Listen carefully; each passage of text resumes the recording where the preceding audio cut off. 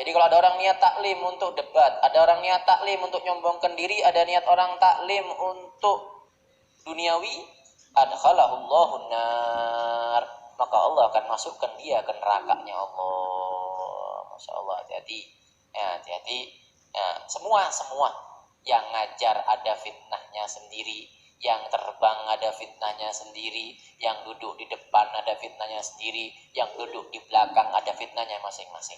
Maka hadir taklim, hati-hati, jangan sampai niatnya rusak cuma gara-gara masalah sepele. Ya, mudah-mudahan dijaga sama Allah SWT, dijauhkan daripada segala penyakit hati, dijauhkan dari riya, dijauhkan dari sombong, dikasih ikhlas sama Allah SWT. Amin amin ya rabbal alamin. Kemudian sedikit masalah fikih. Ya, jadi air itu ada 3 ya. Ada air suci mensucikan. Yaitu air apa sih suci mensucikan itu? Air, gampangannya air yang turun dari langit, yang keluar dari bumi. Wis, itu air suci mensucikan. Rasanya kayak apapun, selama itu dikatakan air. Kalau turun teh dari langit, ya bukan air, teh namanya. Nah, dan segala macam. Jadi intinya apa yang dari itu suci mensucikan ya. Kemudian yang kedua, ini nggak ada masalah. Yang nomor 2 adalah air suci tapi tidak mensucikan. Dia suci tapi nggak mensucikan. Teh, Pocari Sweat dan segala macamnya itu suci tapi tidak mensucikan. Nah, termasuk air suci nggak mensucikan adalah air mustakmal. Apa air mustakmal ini? Air mustakmal ini ada 2. Ada mustakmal. Biasanya kalau yang orang mengatakan mustakmal itu untuk wudu, untuk ibadah. Kalau ghusalah itu untuk najis. Nah, jadi kita anggap mustakmal aja biar istilahnya nggak repot. Mustakmal ini dipakai setelah wudu. Jadi kalau ada orang basuh wajah yang pertama, nah, airnya netes kan? Air ini bisa nggak dikumpulin dipakai wudu lagi? Nggak bisa. Kenapa? Itu air dipakai buat ngangkat hadas namanya. Atau ada baju ini kena kencing terus kering. Kena kencing terus, ini anggap sarung ya, kena kencing terus kering, disiram. Airnya yang turun ini namanya air husalah atau anggapan air mustakmal. Boleh dibuat wudu? Nggak boleh. Suci namanya. Dengan syaratnya. Ya, nanti itu yang basuh najis dengan syaratnya kita akan nggak bahas dulu ya. Itu air mustakmal. Nah, beberapa dari kita kadang terlalu was-was. Ada orang wudu, kemudian jedingannya kecil, ya nggak 2 kulah ya. Berapa 2 kulah? 216 liter. Nah, kurang lebih. Dia wudu, habis wudu nyiprat airnya ke dalam kolam.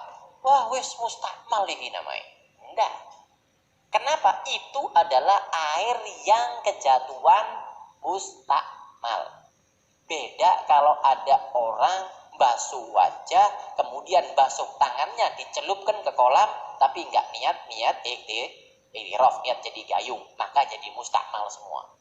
Ya, tapi banyak para ulama mengatakan niat iktiraf itu nggak perlu, tapi tetap muktamadnya perlu ya. Anggapnya ini banyak orang fatwa mengatakan iktiraf nggak perlu, karena orang tuh biasanya ngambil air pakai tangannya, maka itu sudah niat pindah air.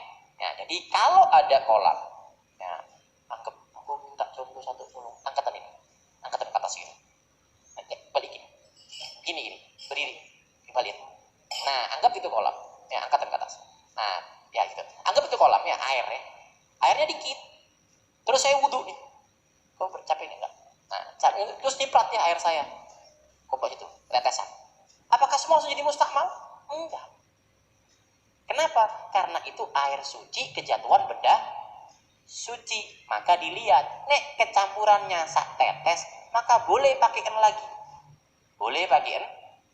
Nah, terus air yang mustakmal itu kapan? Nah, kalau saya basuh wajah, kemudian pas basuh tangan kan sekarang, tangannya tak celupkan di kolam tadi. Padahal itu di bawah 216 liter, maka jadi mustakmal. Paham ya? Itu bedanya. Jadi kalau habis wudu kena cipratan, itu namanya air suci kecampuran air mustakmal. Maka dilihat, cuma setetes, dan kalau dia misalkan jus delima, nggak berubah, maka nggak ada masalah. Atau berubah, tapi berubahnya sedikit, orang tetap bilang itu air, maka hukumnya boleh. Jazakallah ya, terima kasih. Kemudian yang masalah kedua, bulat atau enggak? nih boleh tanyain ya. Kemudian yang nomor 2, benda yang najis. Najisnya di karpet atau di ubin, kadang di gambior. Ini bukan namanya membersihkan najis, malah memperlebar najis nantinya. Karena ujungnya jadi najis lagi. Nah, maka gimana? Karpet masjid, kena kencing dikit, cuci kabeh sak masjid karpetnya. Ya, hukumnya boleh. Nah, jadi gimana caranya yang enak? Nah, ini hukum tadi, air tadi. Nah, jadi kalau enaknya gimana? Misalnya di sini ada kencing, karpet masjid luas. Tandain aja tempatnya yang kencing. Oh, ini tak boleh tim. Sedikit gitu. Tungguin sampai kering. Kalau udah kering ternyata baunya hilang, warnanya hilang segala macam, tinggal disiram air. Suci. Di ubin juga gitu. Ada anak kita kencing di ubin. Gimana? Lapan dulu semua. Lapin bersih, sudah bersih. Nah, suci belum? Belum. Karena mensucikan itu harus pakai air. Jadi lap semua bersih. Udah kan? Sudah bersih, dilihat. Oh, bau pesing. Basono lagi dikit. Bersihin lagi. Jangan pakai sabun lo ya. Karena kalau pakai sabun takutnya baunya ketutupan sabun, bukan hilang. Nah, udah siram lagi, lap lagi. Oh, masih bau gitu lagi. Tetesin lagi, lap lagi. Sampai kering. Oh, udah nggak bau nih. Kencingnya nggak ada, warnanya nggak ada, baunya nggak ada. Beres kan? Berarti belum suci kan? Tinggal siram. Air digambior keseluruhan, beres, suci semua. Nah, air tadi hukumnya hukum air mustamal, suci tapi tidak bisa mensucikan lagi. Itu dua masalah airnya. Air agak ribet, tapi mudah-mudahan bisa difahami. Wallahu a'lam. Maka mudah-mudahan yang sedikit ini bisa bermanfaat. Al-Faqir masih bicara salahnya ya. Kalau ada yang beda, ada yang Al-Faqir salah, selalu sampaikan aja ya, karena Al-Faqir masih sangat-sangat bisa salah. Mudah-mudahan yang sedikit ini bisa bermanfaat. Rabbana atina fid dunya hasanah wa fil akhirati hasanah wa qina adzabannar. Wassallallahu ala sayyidina Muhammadin wa ala alihi wasallam. Walhamdulillah rabbil alamin.